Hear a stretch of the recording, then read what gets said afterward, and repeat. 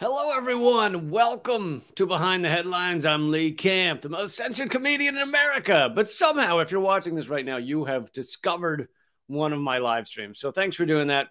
Like I said, this is a project with Behind the Headlines. And this week, I speak again to one of my favorite journalists, possibly my favorite journalist. I don't know. We'll figure out who the top three are and let them fight it out. But does amazing work, and he is also the founder of geopoliticaleconomy.com, used to be multipolarista.com. Please welcome Ben Norton. Hey Lee, thanks for having me. You're one of my favorite comedians, so I'm looking forward to the journalist celebrity death match to see which of us wins your approval. Absolutely. So since we last spoke, your site is a new name, but I figured out a hack. If you type in multipolarista.com, it still goes to geopoliticaleconomy.com.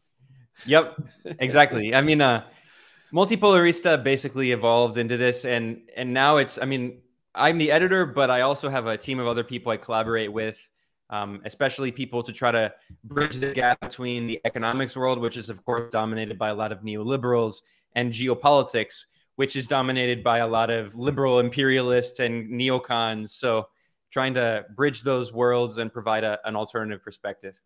So you're saying there were changes other than just the name? You brought on other people? Yeah, I now have, for instance, every 2 weeks, there's a show that's hosted by the economists Michael Hudson and Radhika Desai, and I collaborate closely with Radhika. She's been like an important influence, and she's a very brilliant political economist, a geopolitical economist, and I collaborate a lot with her and several other people. There's this guy, Elias Jabur in Brazil. So I'm trying to make it more international as well. Cool. Yeah, I noticed Michael Hudson was on there. We might get to one of his articles. He does amazing work. Yeah, one of the best economists. And like I said, I mean, most economists are just neoliberal shills, so it's good to have alternative views. Yeah, I know. Michael Hudson and Richard Wolff are doing a lot of heavy lifting. Yep. Let's start with the bank bailouts, which you've done some great coverage of. And, you know, I obviously talked about it, but I don't feel like these articles made me feel like I didn't get deep enough into it. But I'd say the part of it that most Americans know is that 3 U.S. banks at least have failed, and billionaires were bailed out. But you get much deeper into it. Yeah, so this March there were 3 banks that collapsed in 1 week: Silvergate, and then Silicon Valley Bank, and Signature Bank. And what unites all of these banks is a few things. One, Silvergate and Signature were heavily invested in cryptocurrency. And in fact, the fraudster Sam Bankman-Fried of the failed FTX exchange, he had multiple accounts at Signature Bank. 20% of the deposits at Signature Bank were held by crypto companies. So part of this is the after effects, the shocks of the crypto collapse. And also another huge part of this is venture capital firms, many of them based in Wall Street. And basically, I mean, it's part of this kind of casino capitalism we see in the US, where there was all this money flooding just the entire economy after the 2008 financial crash because the Federal Reserve, the US central bank, dropped interest rates basically to zero, or real interest rates were technically negative because inflation was higher than the interest rates.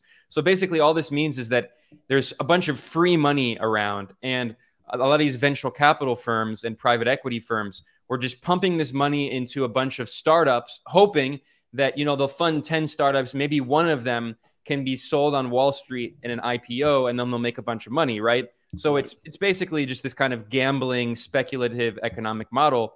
And they use banks like Silicon Valley Bank to do that. At SVB, 56% of loans were made to venture capital firms and private equity firms, and around 20% were directly to startups. And a lot of the venture capital firms on Wall Street that were giving money to these startups making like fake products, you know, like we have an app, so like your Uber driver can get a smoothie, and it's just like dumb stuff that would always fail. Right. And even separate from the banking collapse, I was like, this is insanity. Like some of these apps that no one yet uses will get a big, millions of or hundreds of millions of dollars in like venture capital to go forward. And you're like, it's an app that tells you what your dog's saying or something like crazy. Yeah. I mean, basically the way it worked is that since the 2008 financial crash, there was never really like a real economic recovery. Instead, what happened is that asset prices, so the prices of stocks and bonds and real estate, what the rich own, that's what they hold their wealth in, right? Rich people don't just have all their money in a bank account. They invested in things that have interest. They're bearing interest-bearing investments, right? And the Federal Reserve had this quantitative easing policy where the Federal Reserve was actually buying securities, including treasury bonds and mortgage-backed securities. And the more they bought them, the more it pushed up the prices of those assets that are owned by the rich. And the vast majority of assets are owned by a small percentage of rich people, right? 1%. So the Federal Reserve, the U.S. central bank, which is semi-private, semi-public, was just pumping up the prices, making this big bubble that they call asset price inflation bubble. And in the past year, because there was consumer price index inflation because of the war in Ukraine and because of the supply chain shocks of the pandemic and all of that, what happened is that the price of food and fuel and other products was going up. So the central bank, the Federal Reserve, decided that it was going to raise interest rates to curb consumer price index inflation. And that popped the bubble of the asset price bubble that was fueled by 15 years of this loose monetary policy that was used to make rich people richer, right? And that's what we're seeing now. In the case of Silicon Valley Bank, it was all this money just sloshing around. And now in the past year, the Federal Reserve has been raising interest rates in an attempt to drop wages. That's another key point is that I want to get into. And this article, I guess I'm pointing in the wrong direction, from Michael Hudson talks about extensively that the Fed is raising interest rates. And this is an aspect I did cover better than a lot of the other stuff you're talking about, is that the real reason they're raising interest rates is because worker power is getting too great. The spiraling strikes, the wages are going up. And so it's really designed to decrease worker power, cause unemployment, and workers start taking any job they can get. Yeah, real wages were increasing. Real wages are wages adjusted for inflation. So they were increasing until about a year ago. Real wages were growing faster than inflation. But now with the rising interest rates, actually real wages are declining in the US. So we're constantly told that there's inflation because wages are supposedly too high. But actually, real wages are declining. And the reason for the consumer price index inflation, the inflation that average people feel, is, again, like I said, one, the supply chain shocks after the COVID pandemic, which disrupted the global supply chain. Two, corporate simply hoarding and corporate price gouging, which there is basically no regulation on these massive monopolies in the US that can just charge any money they want, any prices they want. And then, of course, the effects of the Western sanctions on Russia and the proxy war in Ukraine, and the West basically sanctioning itself. I mean, in Europe, we've seen even worse inflation because this is an area of the world that was very heavily reliant on importing not only oil and gas from Russia, but other commodities, wheat. Russia's a huge exporter of fertilizer. So all of those factors led to inflation, not rising wages. But the response of the Federal Reserve is to get wages down. That's the exact quote from the chair of the Federal Reserve, Jerome Powell. He said in a press conference, our goal is to get wages down, because this is how neoliberal economists think of inflation.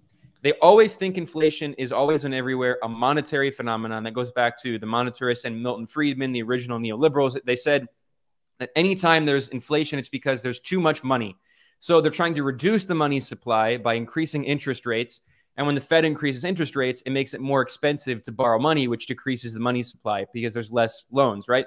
Fewer loans. So as money gets more expensive to borrow, then there's basically a recession. So the Fed is trying to cause a recession. And the idea is if they cause a recession, they want to increase unemployment. People will lose their jobs. And if they lose their jobs, workers have less purchasing power. And if they have less purchasing power, they're not going to spend their money on products, which is not going to drive up inflation. And if there's less demand, the prices will fall. That's exactly how neoliberal economists think. So the solution to inflation is quite literally increasing unemployment, making workers lose their jobs, and dropping their wages. Yeah, and something else that was said, I believe it was by Powell, but it was during the congressional hearing where Elizabeth Warren asked him if he would have, if they're the the efforts they were making were going to have direct impact on the cost of things like groceries and gasoline, and he said, "No, I wouldn't think so." Like, so when push comes to shove, they admit that this isn't going to impact inflation. It's designed to harm workers. Yeah, I mean, this is the point I want to stress again, that after the 2008 financial crash, basically all of the so-called economic growth was in asset prices. So this is what economist Michael Hudson refers to as the FIRE sector: finance, insurance, and real estate. If you were a rich person and you had stocks or bonds investments, or you had real estate, which is obviously not the majority of people, you became richer. And we saw rent prices skyrocket at historic rates. And yet, of course, most working people don't own investments. They don't have stocks or bonds, yet alone real estate. And rent became more expensive for them, and other costs of living became more expensive. All of this was fueled by intentional monetary policy by the Federal Reserve through quantitative easing, through low interest rates. And now they're reversing that. And that's why for the first time since the 2008 financial crash, in 15 years, for the first time, real estate prices are actually going down in the US. Not a lot, but slightly. And that's because it was a result of intentional policy. So, we talk about the rent is too damn high and all of that. That's a result of intentional policy. If the US government wanted to decrease the price of real estate and make it more affordable for workers, it could do so. But instead, it did the opposite. It wanted to have the illusion of economic growth and said that it had an economic recovery by pumping up a bubble of these assets. And then, of course, we haven't even talked about corporations that buy back their own stocks. A huge part of the net revenue of a lot of these companies, their net income, goes into literally buying back their own stocks and then selling their stocks at a higher price. And that's been defended in, like, the New York Times had an op-ed recently defending this policy because it gives the illusion of economic growth.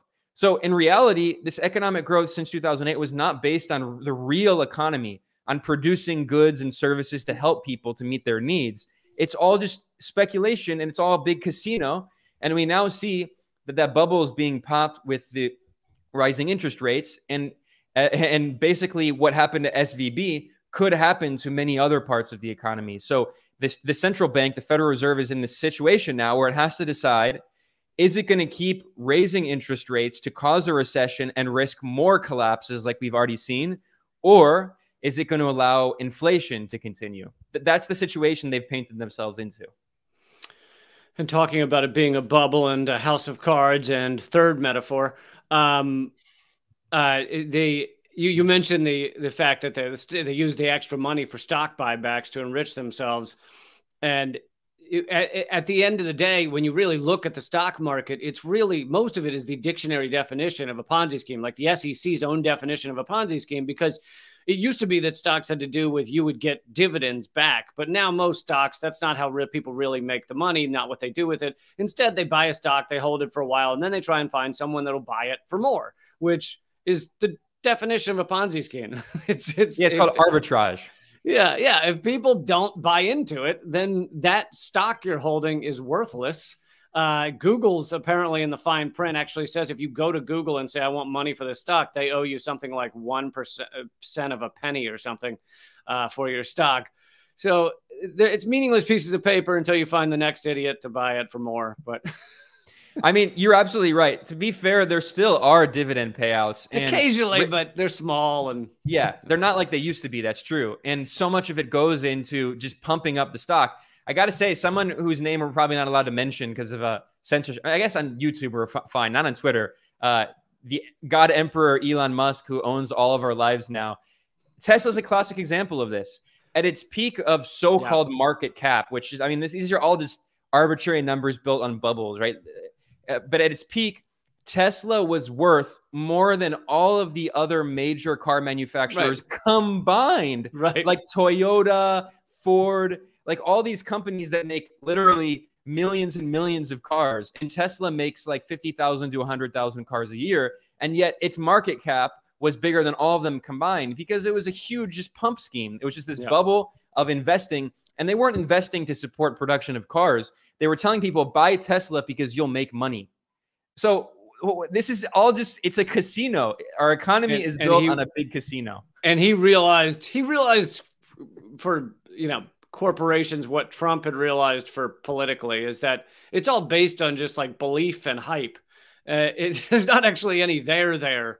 You just have to have everybody talking about you, often either positive or negative, means you're in the news. Kanye West figured this out as well. You could be saying the most horrible shit in the world, but people are talking about you, and that makes your brand worth more. Yeah, it's like Jack Sparrow in Pirates of the Caribbean. I don't remember exactly what they said. Like, but you do know me. It's like, I know you. You're a criminal. He's like, but you do know me. That's exactly how they think. And the thing about Elon Musk is, he's portrayed as this great genius or whatever. No, he's not a genius. In fact, a lot of that technology, he didn't really pioneer any of it. But he didn't found Tesla either. Yeah, exactly. There's one thing he is a genius at: marketing. He is a genius marketer in terms of his name, his personal brand, the brand of his companies. And that's why they're so valuable. That's why he had billions of dollars in at least value, although a lot of that has decreased since then. And that's another reason why he was like quietly selling some of his stocks and then buying things like Twitter, right? Because also that was partially a way of him like realizing that Tesla was insanely overvalued. And while it was overvalued, he was trying to find a way to cash out without just crashing the stock. Because obviously, if there's a news headline, Elon Musk sells all of his shares in Tesla, it'll collapse tomorrow. Right. And it still did hurt Tesla, but yeah, not nearly as it would have if he just pulled out. Well, let's shift to something that is still involves the economy, but also brings in foreign policy as well. You're one of the few sites, I've been talking about it for several years now, kind of endlessly, about the U.S. petrodollar and the reason our currency has any worth whatsoever after printing trillions of new dollars is the petrodollar, is the fact that oil is bought and sold in dollars, and it's still the global reserve currency. But as you've been covering and I've been covering, countries worldwide are dropping out of the U.S. dollar. Talk a little about that. Yeah, I mean, the petrodollar system is a huge part of this, but there are also, I think the main factor is sanctions, right? And it's related to the petrodollar system. The reality is that in 1944, toward the end of World War II, the international financial system that we have today was created at the Bretton Woods Conference. And this brought together 44 countries, the Allied powers, excluding the Soviet Union. And they created this system that included the International Monetary Fund, the IMF, and the World Bank. And they made the US dollar the global reserve currency. So at that moment, the US dollar was pegged to gold at a set rate. So now I know this might be confusing for people. You don't need to understand exactly the dynamics. But the point is that at that moment, the dollar was as good as gold. It was pegged to gold at a set price of $35 per ounce of gold. So if you had $35 of gold, $35, you could trade it for an ounce of gold. The dollar was as good as gold, and it didn't fluctuate. It was set to the price of gold, right? Today, the price of gold fluctuates to the US dollar because it's a freely floating fiat currency. So at that moment, the dollar was as good as gold, and it was held by central banks around the world. Central banks, they're the government's bank, and the other banks in the economy hold their money at the central bank. So like you ask, if you have your bank money in Citibank or Goldman Sachs, where does Goldman Sachs hold its money? Well, it has its reserves in the central bank, right? And then the government basically has its savings in the central bank in the form of foreign exchange reserves, right? In US dollars, other foreign currencies, gold. So what happened is the US dollar was set in 1944 as the global reserve currency. And then in 1971, US President Richard Nixon took the dollar off of gold and made it freely floating because the US was running out of gold, because it was just bleeding gold, because it had a massive trade deficit, because it was spending all this money on war, right? The beginning of the US empire and the creation of this, 800 foreign military bases in the war in Korea, the war in Vietnam, etc. So Richard Nixon took the dollar off of gold. And then in 1974, the US signed an agreement with Saudi Arabia, and Saudi Arabia agreed to sell all of its oil in dollars And then that meant that countries around the world that wanted to import oil, if you don't have oil, which is many countries, you have to buy the oil. And in order to buy the oil, you have to get dollars. Because apparently this was Kissinger's idea. Yeah. I mean, usually it's attributed to Nixon's Treasury Secretary, but I mean, Kissinger was certainly part of the team involved. Yeah, in this, right? I heard he was pivotal, but yeah. Yeah. I mean, Kissinger is always behind in these, scheming in these operations. Almost 100 years old. It shows there is no justice in this world. I know. But anyway, so the point is that the hegemony of the U.S. dollar as the global reserve currency goes back to 1944. The petrodollar system, really in paper, in stone, like on paper, goes back to 1974, but even before. So the point is that since then, countries around the world that import oil, they need to get access to dollars to import that oil. However, if you're under sanctions by the U.S., it's very difficult to get dollars, because how do you get dollars? You trade with the U.S., which pays you in dollars, right? Or, I mean, maybe another country that would give you dollars, but usually if you trade with another country, I mean, these days, actually, it's still mostly with dollars. But the point is that you have to do trade with other countries. And because of U.S. sanctions, if you're a country like Cuba or Iran, it's very difficult to get access to dollars, because when we talk about these dollars, it's not physical dollars. Like if you're an importer of a country, like if you're an importer in Brazil and you want to import technology from the US, you're not physically sending dollars in suitcases, right? You're doing it through banks. It's all digital. It's all numbers on a computer screen. And because of the application of US sanctions, the US says basically, like it says with Julian Assange, who's a foreign national, he's not a US citizen, but the US says that it can somehow prosecute him for U.S. domestic laws, for supposedly violating U.S. domestic laws. Which is horrifying. It's insane. It basically says that the U.S. controls the entire world. So that's what the U.S. also says for the monetary system, the global financial system, because if any transaction involves dollars, the U.S. says that involves our banking system and our intermediate banks in New York or Florida or whatever. Therefore, you are subject to our sanctions. So it basically prevents countries from getting access to dollars. So it makes it difficult for them to import oil and gas and technology and machine parts. So what that means is countries around the world, as there are more and more sanctions, they're looking for alternatives to get around the dollar. And this explains why so many countries, not only so-called adversaries of the U.S. like Russia, China, Iran, Venezuela, Cuba, but even countries that have historically been U.S. allies, like Saudi Arabia, the UAE, Egypt, Indonesia, they're all trying to find new payment mechanisms because they're afraid they could be sanctioned. That if the U.S. decides in a few months they no longer like what your government did, even if you were an ally, the U.S. can sanction you, and then you're screwed. I mean, the West literally stole $300 billion of the Russian central bank's foreign exchange reserves that were held in dollars and euros. So what does that mean? And Venezuela's the Russian government had its savings, right? Which are its foreign exchange reserves. And half of it, $300 billion, were stolen by the West overnight. So that immediately countries are like, wait a second. It's no longer just Venezuela's gold that's being stolen. No longer just Iran. It's this massive country, Russia. If they did it to Russia, they could do it to me. So now countries are looking for ways to do trade and to store their foreign exchange reserves in other currencies and other commodities like gold. And we're seeing around the world, countries look for alternatives to the dollar. Yeah, and it really is impressive to see these various countries have begun doing trade outside of it. Some of the most recent ones are China and Brazil said they will be doing trade together in yuan, I believe, and UAE, which is known as a U.S. ally, has just had a sale with China that was done outside of the dollar, which also apparently needed approval of the French, which also pissed off the U.S.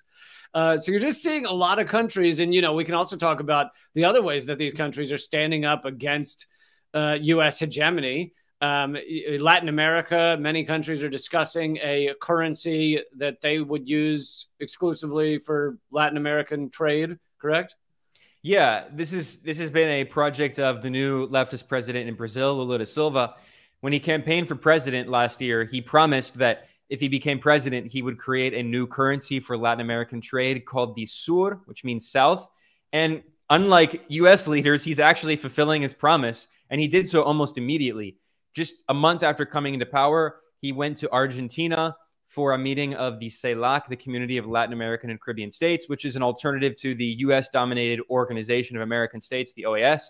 And in that meeting in Argentina, the president of Brazil, Lula, and the president of Argentina, Alberto Fernandez, announced that they're beginning the process of creating this currency. And the idea is, I talked about the US dollar as the global reserve currency, right? So because it's the global reserve currency, so many central banks around the world hold dollars as their savings, basically, right? And they do it in the form of US Treasury bonds, because if you just have dollars in your bank account, you're actually losing the value of that over time because of inflation. So you want to invest those dollars, that money, in something with a little bit of interest on it, but a safe investment. And the safest investment of all are US Treasury securities, because they're backed by the US government. Unless the US government collapses, and who knows what these days with the insanity going on in the US. But the point is that central banks around the world have historically invested those dollars in Treasury securities because they get interest on it. And that encourages also countries to trade in dollars so they can get those dollars and invest them in securities, right? In Treasury securities. But the idea in Latin America is basically to have a new currency that is exclusively for international trade. It's not the currency they use domestically in their country. So if Brazil wants to buy soybeans from Argentina, or Argentina wants to buy oil or gas from Brazil, they can do so with this other independent currency, which is the Sur. And the idea of the Sur is it's going to be based on a basket of currencies and commodities. So it's not just fixed to gold or something. It's fixed to a basket of different currencies and different commodities. So it's more stable in case, the price of a certain commodity like iron or oil fluctuates really drastically. You want to have more stability, unlike Bitcoin or something, right? Which you have Bitcoin and then one day it could be worth half of what it was when you bought it, right?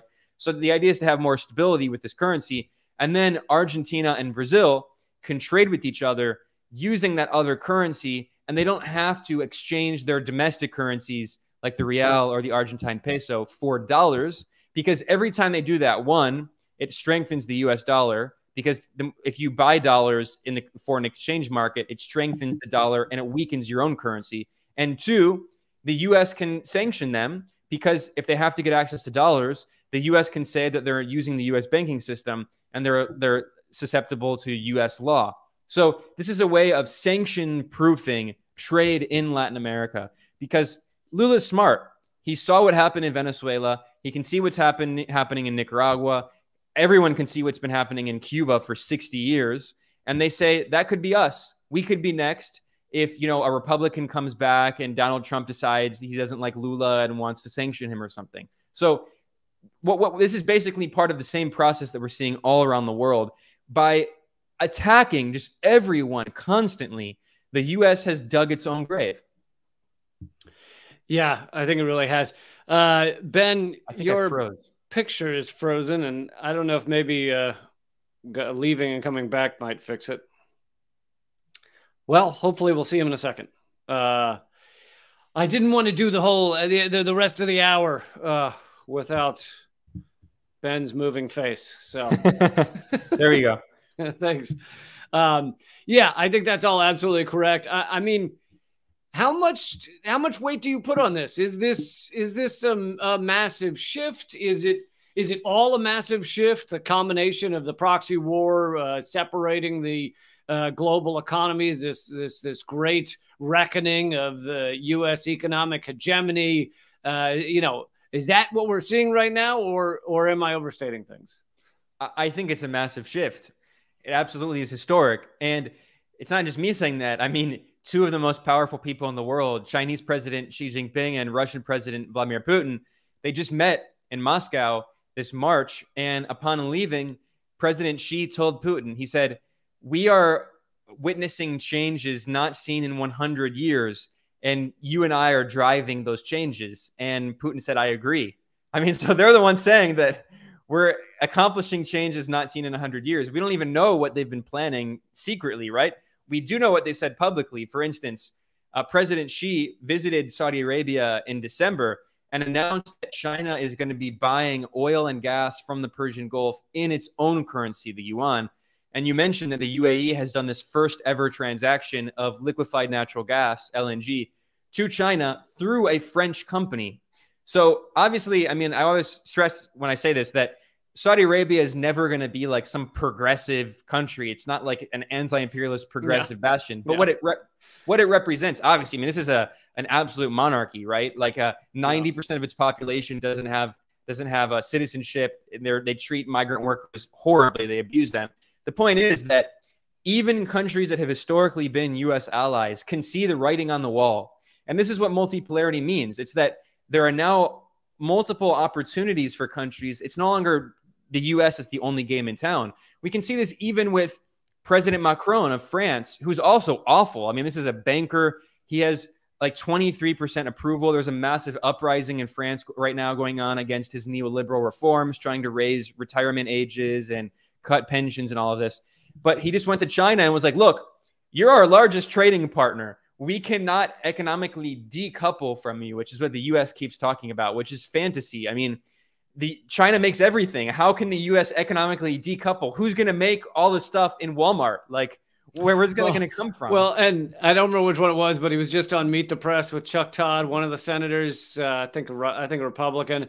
And he was asked, Chuck Todd, who is, the worst propagandist in the world, but he happened to get something right accidentally. A blind squirrel finds a nut every now and again. He said, why should Americans want to spill blood and oil over Taiwan? And the guy goes into this, longish explanation, but basically he comes down to 95% of semiconductors are made in Taiwan. Yeah. And then Chuck Todd goes, except he doesn't say it this simply, but he goes, so it's kind of like the argument of we got to go into the Middle East because there's oil there. And then the senator stumbles and he goes, no, it's about freedom and democracy. No, I mean, Taiwan produces the vast majority of semiconductors and other advanced chips that are needed for not only consumer technology, but for military technology in the US. I mean, if you read Pentagon papers, they say like, this is a national security threat because we can't make our like guided missile systems and planes and all this stuff without these semiconductors. So, I mean, that's one of the main reasons. It's not the only reason. Also, for China, this is a major borderline existential security problem, like Ukraine is for Russia, right? Yeah. Ukraine has a massive border with Russia. It was part of the Soviet Union. When the Nazis invaded the Soviet Union in World War II, they invaded through Ukraine. And if you look at a map, the idea is to cut off the lower part of Russia, which connects to Europe, from the northern part of Russia. And then obviously if the Nazis or anyone's going to invade Russia or NATO, they're not going to take on all of Russia at once. They're going to take it part by part. And Ukraine is the fatal weakness in terms of, if you look at a map, simply geopolitically, for Russia. So that's why Russia cannot tolerate Ukraine joining NATO. It is quite literally an existential issue for Russia as a country. And maybe not to the same level, but Taiwan is something similar for China, for mainland China, because after the end of the Chinese Revolution, when the communists won in 1949, the nationalists who were, far-right forces, fascistic forces led by Chiang Kai-shek, they fled to Taiwan, the island, and then the U.S. sent troops and military equipment and nuclear weapons that were hosted by Taiwan. This fact is not that well known. From the 1950s until the 1970s, when the U.S. normalized relations with the People's Republic of China, Taiwan had nuclear weapons aimed at Beijing and all the major cities on Taiwan, the island. And that's what the U.S. is trying to do again. So this is an existential problem for China. Obviously, for the U.S., that's part of it, but then there's also semiconductors. Anyway, the point is, though, that there's this fantastical idea. I realize it's not all about semiconductors. I just found that moment funny where it's freedom and democracy. I forgot. Yeah. I mean, it's so clear that's one of the main factors. But so going along with all this is, and this is what I named the episode, is that the U.S. seems to be completely unable to control the narrative like it has for many decades. You can just go down the list, whether it's what's going on with petrodollar, whether it's the Nord Stream pipeline narrative, whether it's the narrative of what's happening in Ukraine in general, what's going on with China. The U.S. just seems completely incapable of controlling the propaganda regime. Yeah, it's pretty incredible. I mean, my website used to be called Multipolarista, and it was about the emergence of this multipolar world and stuff. And I have to say that as someone who focuses on this, it's emerging even faster than I thought it would. Like, it's shocking how incredibly quick it is just in the span of a few months. I mean, clearly the war in Ukraine has accelerated this, but even faster than I thought. And especially if we look at Asia, I mean, Asia is where a plurality of the global population is. It's the largest part of the world. It represents a plurality of the global economy. And we see Asia just integrating so quickly. And it's doing so through organizations that a lot of people in the West haven't even heard of. So maybe people have heard of the BRICS, right? Brazil, Russia, India, China, South Africa. But BRICS is expanding, and it's going to include other countries. Argentina has applied to join, Iran, Mexico allegedly wants to join, Indonesia, Egypt, Algeria. And then furthermore, the BRICS is the most well-known, but there's others. So for instance, the Shanghai Cooperation Organization, it started as a security organization, but now it's expanding to include even economic elements, political elements. And members of the SCO, the Shanghai Cooperation Organization, represent more than 1/3 of global GDP and more than 40% of the global population. We're talking about China, Russia, India, Pakistan, Iran has just joined. Numerous Central Asian countries like Kazakhstan are members, and Saudi Arabia and Egypt and Qatar are all observer states who have expressed interest in joining as well. So, I mean, there's just these tectonic shifts that we're seeing, and the West is just so fixated on like maintaining its empire. And the more aggressive it is, just trying to wage this new Cold War on Russia and China, the more it accelerates the process of Asian integration. And as I said, the more it digs its own grave. Yeah. And I mean, I'm wondering if you have thoughts on this latest leak coming out of the Pentagon and, been released on social media. And it shows that Ukraine is in real trouble in the proxy war, and also shows or claims to show that the U.S. has infiltrated much of Russia's military and always knows what Russia's about to do. And at first I took it as fully legit. And now I have some questions because the mainstream media seems to be covering it extensively. And whenever you have a real leak that truly harms the U.S. empire, the mainstream media either fully ignores it like Nord Stream, or if they can't ignore it, they'll try to minimize it like Epstein. They ignored that for years. And then when they had to cover it, it was, oh, Epstein did these things and he's just a bad guy and let's move on. And he killed himself. Yeah. So that is making me skeptical of what we're hearing. But yeah, I have been basically of a similar opinion here. I mean, I still am kind of divided. I'm not sure where it came from. I've seen a few articles in the mainstream media now speculating it could have been Putin, which makes me think it wasn't Putin. So I really don't know. Like you said, there are things that reflect badly on Ukraine, but there are also things that we all knew. Like, for instance, Ukraine's casualty rate is way higher than we've been told, and Russia's casualty rate is lower than we've been told. Although, again, there are people, tens of thousands of Russians who have probably died, but hundreds of thousands of Ukrainians potentially. I mean, so significantly higher than we've been told. But like you said, I mean, there are elements of this leak that make it seem that, that the U.S. is just firmly in control of everything. And I mean, I don't know. It's very strange. And that Ukraine has said some of it is fake, but some of it's real. So the New York Times has said, I mean, it's strange because usually if you would have a leak and some of the material hasn't been confirmed to be real, like, for instance, WikiLeaks, the media will be like, we can't report on it because we can't confirm if it's real, right? But they are reporting on it incessantly, despite the fact that Ukraine says some of it's fake. Right. So that immediately makes me suspect that this is a kind of controlled leak, right? And a controlled leak is a term used in the media when you have a journalist who's given something, and they're often portrayed as like this great investigative reporter, but actually it's like one of their friends in the CIA or the Pentagon who give them this information, and then they say that it's like this great leak, but actually it's a controlled leak by the government. An example of this, for instance, would be, people might remember like the so-called Russian bounties narrative, where where there was an attempt to try to withdraw troops from Afghanistan, and then there was ironically by Trump, and then there was this leak, and it was clearly a leak from the CIA, in which the CIA claimed that Russia was paying the Taliban bounties to kill U.S. soldiers, and then the House of Representatives was really angry, and they had a vote to prevent the withdrawal of troops. And then a few months later, it came out that the CIA actually said that was probably false. But it was clearly something that was inside the CIA that was being used to help leak it. So, I mean, what we have to think about it achieved the intended goal, which was troops were not withdrawn. And what we have to think about is what would be the intended consequences of this leak. What are they trying to pressure other governments to do?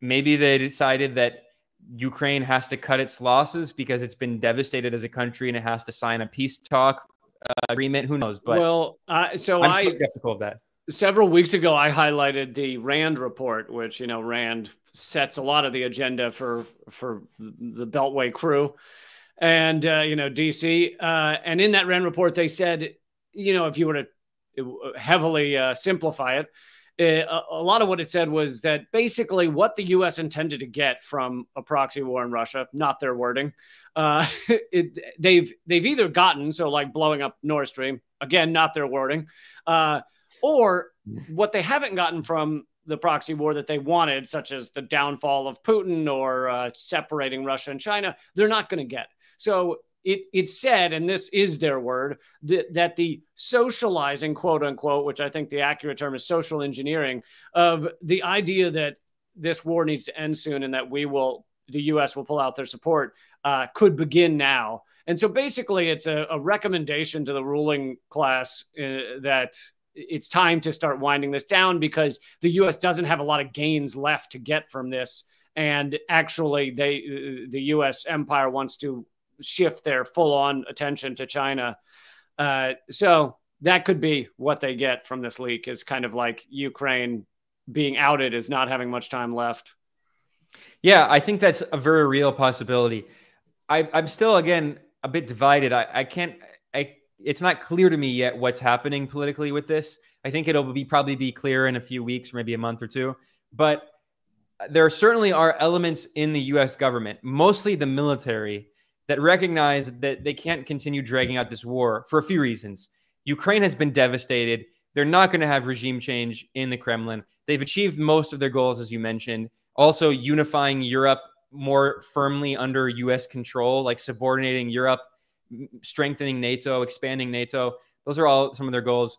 But they recognize there's a few other factors. One, not only has Ukraine been destroyed, but they're hemorrhaging ammunition.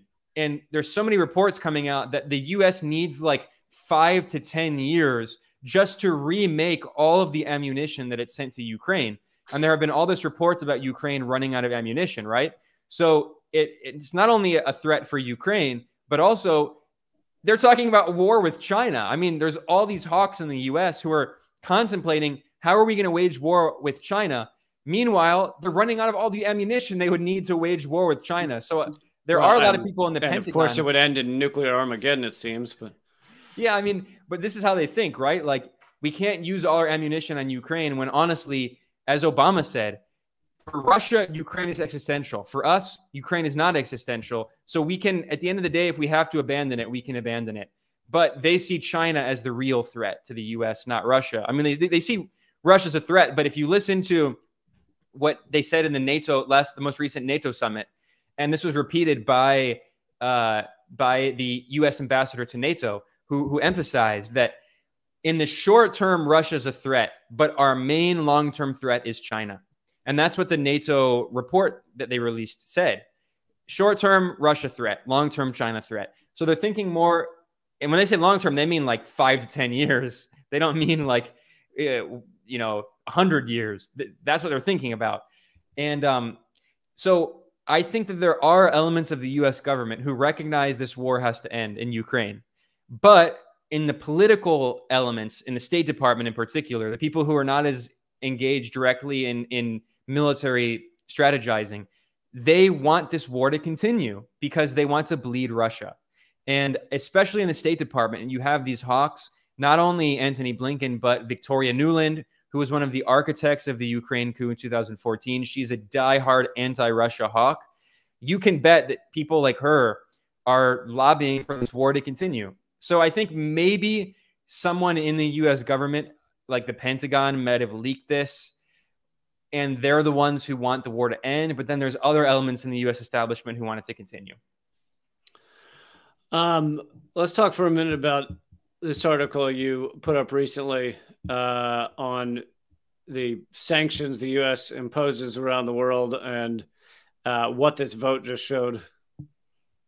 Yeah, I mean, if you just go down a little bit, you can see the graph, and it says everything. So this was a vote that was held in the UN Human Rights Council, and you can see that all of the Western countries voted to support sanctions, and all the countries in the global South voted against sanctions. So it was a very basic resolution. In fact, it's basically the same resolution that's introduced every year by the non-aligned movement. And the non-aligned movement was created originally during the first Cold War by largely countries in the global South. There were countries that did not want to have to pick a side. They wanted to simply develop. And the main founders were India under Nehru, and they had a left-wing president.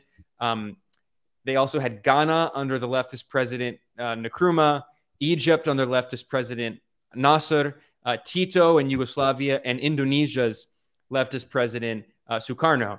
And till today, it exists. And basically it represents the voice of the global South. And every year, the non-aligned movement introduces this resolution condemning sanctions, just pointing out that sanctions violate international law. They violate the human rights of people, especially marginalized communities, people with disabilities, poor people. They disproportionately hurt women and children. So that's what this resolution said. It was very clear. Sanctions are bad. They kill people. And all of the countries in the global South voted in support of it, the resolution, and all of the countries in the West voted against it, supporting sanctions. And of course, it passed because the majority of the countries, 33, are from the global South and 13 from the West. So they passed the resolution, but of course, because this is through the Human Rights Council and not the Security Council, there's no teeth for it. The only UN institution that actually has teeth is the Security Council. But because of the way it was set up at the end of World War II, with the 5 winners of World War II having permanent seats and veto power, so that's the US, Britain, France, Russia, and China, the US, Britain, and France always veto a resolution anytime it's calling for opposing sanctions or something like that. Yeah, and I think it's important for people to realize that sanctions really are a form of war and that people absolutely do die from them. It sounds so nice. And, Americans often will support sanctions because they view it as like a fine or a parking ticket or something, but parking tickets don't kill people. So it's very different. It's also the reason that part of the reason that Syria couldn't recover from this horrific earthquake that killed so many. People couldn't get aid in. The actual real humanitarian aid couldn't get there on the ground. People don't have electricity. They don't have oil. It's just life destroying. Yeah, I mean, I have personal experience of this, not to overstate, not that I've endured hardships, but I spent several months in Venezuela, and I had to go to an emergency room for an emergency to get stitches. And when I was there, I actually went to a few different hospitals because they didn't have pain medication because they can't import it because of the sanctions. They had stitches, they had all that other stuff. They could clean my wound, but I went to 3 hospitals and they didn't have pain medication. Oh God. So I had to get stitches without actual what's the injection that they use? Anesthetic. Without an anesthetic or whatever. How was that? It was obviously extremely painful, but well, to be fair, I think they had a little bit, but they saved their anesthetics for people who were mortally wounded or are going to die. And Did, need like open heart. like, I don't know, show you CNN or something to numb your brain at least, or Yeah, if only. Yeah. I mean, literally they used ice. I mean, it wasn't like a serious wound, but I had to get stitches, and they literally used ice, old school style, because they were like, yeah, because of the sanctions, there's a lot of stuff we can't import. And like for me, I'm not going to die. Like, yeah, but there are other people who are like, for instance, a big problem is people who are like diabetic, can't get what they need, or like older people who need like certain very specific machines. Like if you have a certain kind of health ailment and you have to have like a certain machine that you can only import from like Austria or Germany, which is like the only companies that produce these advanced machines, they can't import them because of sanctions. So literally tens of thousands of Venezuelans have died because of these sanctions, according to reports done by like legitimate scholars. And also in Iran and Cuba, like there are medicines and medical equipment and other things they can't import, and people die. Cancer treatment they need. We're not talking about something abstract. Quite literally, thousands and thousands of people dying because of this. And imagine like if that was kind of the way it was posed to your average American, like, hey, do you want to make sure that like a diabetic child in Venezuela can't get his insulin? Like, do you feel like that's the way war should be waged? Like, no one would support that. That would be insanity. But instead, we act like it's fine. Yeah, and what's so outrageous and what infuriates me about it is that like I went to the hospital and they never asked for a cent.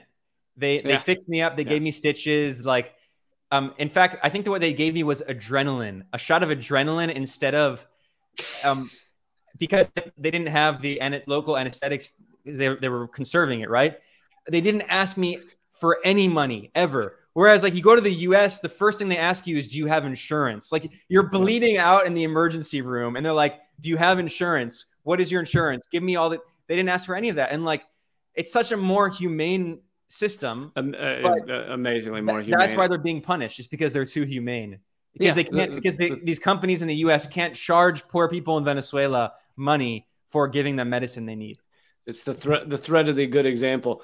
Let's talk for a minute about Peru, because they were in the news a lot, but now we haven't, at least in the U.S. I mean, not mainstream media, but even independent media seems to have moved on from the story. But what is going on right now with the U.S.-backed kind of lawfare coup that happened in Peru and protests continuing?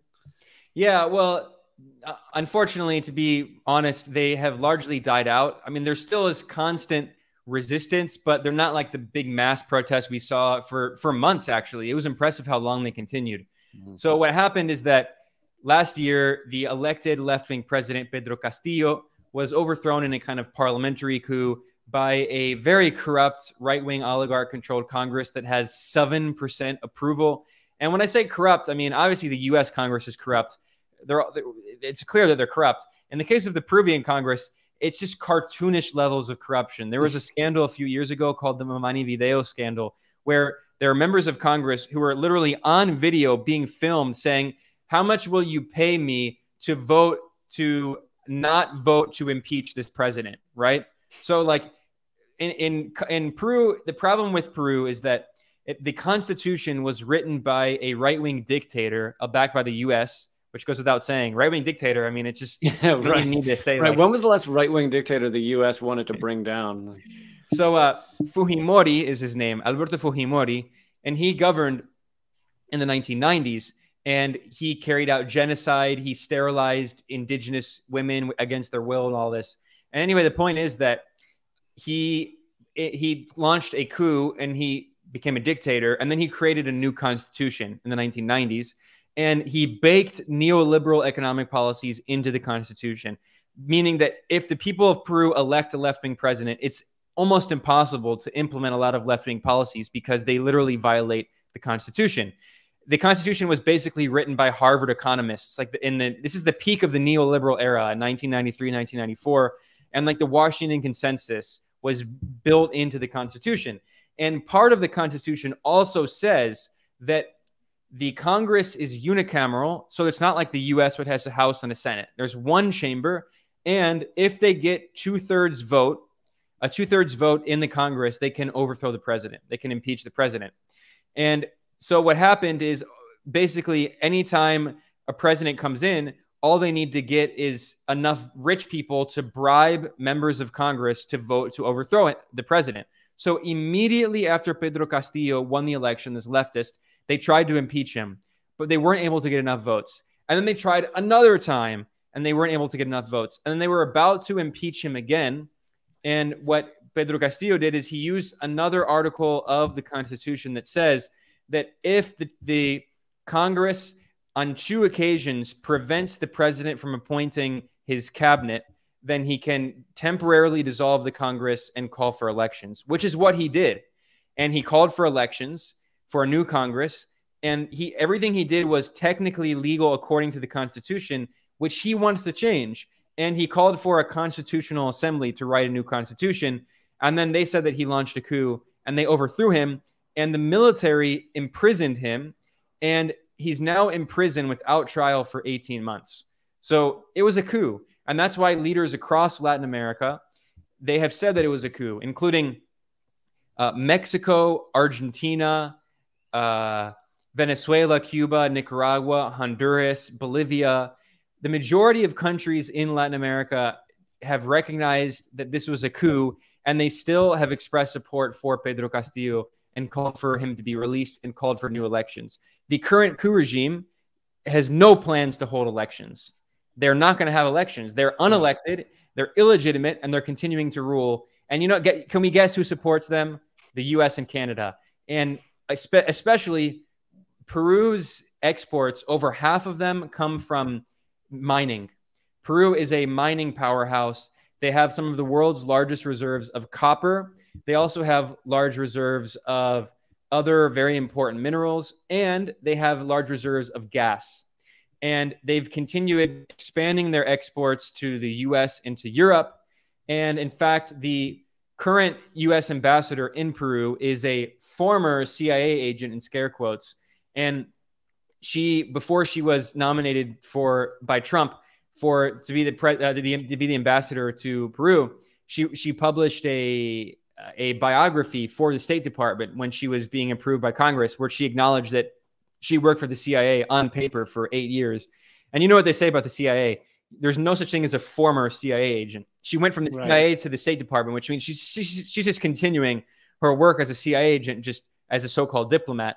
And immediately after one day before the coup, she met with the defense secretary. And on the day of the coup, the defense minister called for the military to turn against the Peruvian defense minister. Yeah. Yeah. And furthermore, after the coup, immediately after, she met with the Minister of Energy and Mining to talk about investments and Western mining corporations, not just U.S. mining corporations, Canadian mining corporations, Australian mining corporations, European mining corporations have a lot invested in Peru and in mining. And of course, it's poor people in Peru who mine and who bear the environmental consequences. Their communities are devastated, and it's foreign corporations who extract that wealth from Peru. Just in these last couple of minutes, I just want to mention that and get your thoughts on AMLO's really been stepping up, at least in the rhetoric, but he's also nationalized some very important resources, but calling the U.S. an oligarchy, which I assume means that the U.S. needs to bring some freedom and democracy to Mexico, right? Well, I mean, honestly, the U.S. has been funding right-wing opposition forces in Mexico for years. It's not going to surprise anyone. The thing about Mexico is that people often joke, that the U.S. is going to try to do a coup or something. The U.S. is not going to do that in Mexico for 2 reasons. One, Mexico's constitution only allows 1 term for a president. So AMLO is extremely popular. He's one of the most popular leaders in the world. In December, he had 72% support, and he now is in the mid-60 percentile range. Since he came into office, he's consistently had between like 60 and 70% support. But he has made it clear he's not going to change the Constitution, and he's going to step down after his 6 years. So in 2024, he leaves office. So is it 1 term permanently, or could he, put his underling in and then come back? Or? It's 1 term. 1 term. That's it. So he's not going to come back. I mean, he's still going to be a political figure, right? And he'll still will have influence, but he's not going to come back. And so the U.S. can wait him out. And what the U.S. strategy is to try to basically win over some of the people who could replace him. There are 2 main people being considered to be his successor from his left-wing party, Morena. And the election's coming up next year. So like, we're going to start hearing about this. One of them is his current foreign minister, which is Marcelo Ebrard. And he's not good. I mean, he represents like the right wing of AMLO's leftist movement. Like, like the right wing of the Bernie movement, right? Like that's what he would represent. And if he becomes president, I would expect him to tone down a lot of AMLO's rhetoric and policies. The other potential candidate is much better, and her name is Claudia Sheinbaum. She is the current governor of Mexico City, which is basically their mayor, and she represents the progressive social movement wing of his movement. So I think the U.S. strategy is to try to they're behind the scenes. They're trying to get the more establishment right-wing elements of AMLO's leftist movement to rise to replace him when AMLO leaves. The other factor is that we have to be honest that the U.S. has to be careful with trying to destabilize Mexico. The U.S. can destabilize countries in the other side of the world and other side of the planet, and like they don't care, right? Because they don't suffer the consequences. So they destabilized Iraq and Syria and Afghanistan. And where did all those refugees go? They go to Europe. They don't go to the U.S. because they can't get to the U.S. And the U.S. has, of course, destabilized many parts of South America. But when it comes to Mexico, they have to be careful because if they destabilize Mexico, the Republicans already complain about immigration, right? Imagine what the immigration would look like right. if the U.S. organizes a coup and overthrows the Mexican government and there's a civil war like in Syria. I mean, you're going to have literally millions of refugees flee north. And we already have this insane racist rhetoric, which is over-exaggerated. Actually, net migration to the U.S. is lower than it's been in many years, by the way. But there's this idea that like the southern border is like in a war zone or whatever. Imagine what it would be like if there actually were a war. So the thing about Mexico is AMLO is very smart. He understands like he can play that card. Like he understands that like we are a sovereign country. You can't keep threatening us. We're your southern neighbor. We can screw with you in ways that Venezuela can't. So you need to respect us. And he keeps saying that in these speeches. And I mean, you acknowledge this. He gave a speech recently honoring the 85th anniversary of the nationalization of oil in Mexico by the former leftist president going back to the 1930s. And now he has also nationalized lithium. And in fact, this week, he nationalized 13 energy companies, power plants that belong to a Spanish energy company. And now over half, 56% of the energy facilities in Mexico are state-owned. So he's gradually trying to renationalize the power grid in Mexico, which was privatized. So, I mean, it's not just a one-time thing. He's gradually moving toward renationalizing. And if the left wing of his movement can take power in the elections next year, they will continue this. That's what AMLO's goal is. He'll be like the wise elder in the background, like advising these leaders. So I think the U.S. strategy, and it's not just my opinion. I mean, we can see the U.S. through the National Endowment for Democracy and USAID has been funding a lot of like the more centrist elements in Mexico and the right-wing elements because they know next year is an election year. Thanks a lot for joining me, Ben. I think we got to a lot of important topics, and you're always doing amazing work. And I highly recommend everybody make geopoliticaleconomy.com as a tab on their homepage and check it every day. Keep up all the good work, and thanks again. My pleasure, Lee. I love your show. You said I'm one of your favorite journalists. It's a real honor for me. You're one of my favorite comedians. No, you are my favorite comedian. Yeah, I was going to say, who am I competing with here? Yeah, you're my favorite comedian.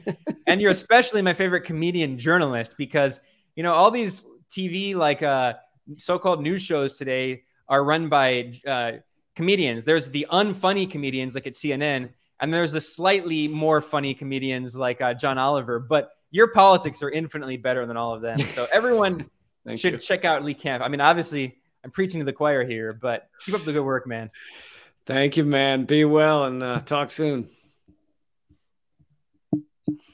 All right, Ben Norton, always amazing.